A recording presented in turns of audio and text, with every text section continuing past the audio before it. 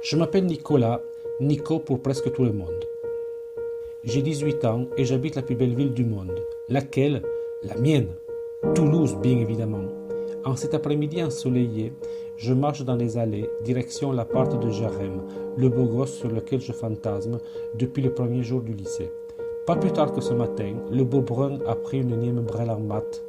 Alors, j'ai pris sur moi 10 mères à ma timidité et je lui ai proposé de l'aider à réviser. À ma grande surprise, il a dit oui. C'est le début de cette histoire, de mon histoire. Elle démarre peu avant le bac. C'était la première année du nouveau millénaire, la dernière année où le franc avait cours. Mais c'était surtout et avant tout l'année de mes 18 ans.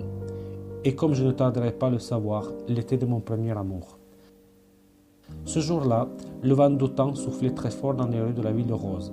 Puissant, insistant, caressant ma peau, s'engouffrant dans mes oreilles, me racontant le réveil d'un printemps qui se manifestait partout, dans les arbres des allées au feuillage triomphant, dans les massifs fleuris du Grand Rhône.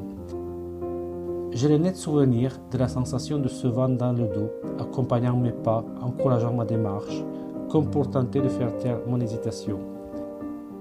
Tant d'années plus tard, lorsque je me décide enfin à me poser devant un clavier pour rassembler mes souvenirs et essayer de donner un sens à tout ça, à la tornade sentimentale qui a changé ma vie du tout au tout, je me dis que le vent d'automne semblait ce jour-là souffler dans mon dos, comme pour me pousser à aller à la rencontre de mon destin.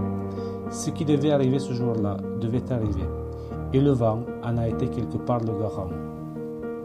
Tant de fois, dans la suite de cette histoire, il sera question de vent d'automne. Ce vent qui est à Toulouse, une institution au même titre que Nogaro, le Stade toulousain, le Cassoulet. Et à chaque moment clé, et jusqu'au dernier jour, il sera là en fond sonore et sensoriel, sur ma peau, dans mes oreilles, s'insinuant jusqu'au plus profond de mon esprit, semblant parfois aller jusqu'à annoncer des choses que je n'aurais pas vu venir. C'est drôle la signification qu'on a envie parfois d'accorder à certains signes. Ce jour-là, le vent d'automne, puissant, décoiffant, déstabilisant, était pile à l'image de ce qui allait m'arriver au bout de mon trajet. Chose que j'ignorais bien évidemment en parcourant à pied la distance entre la maison de mes parents, dans le quartier Saint-Michel, et l'appartement de Jérémy, rue de la Colombette, en marchant tout droit vers la première révision de maths avec mon camarade, vers la première révision de ma vie sentimentale, vers ma vie d'adulte.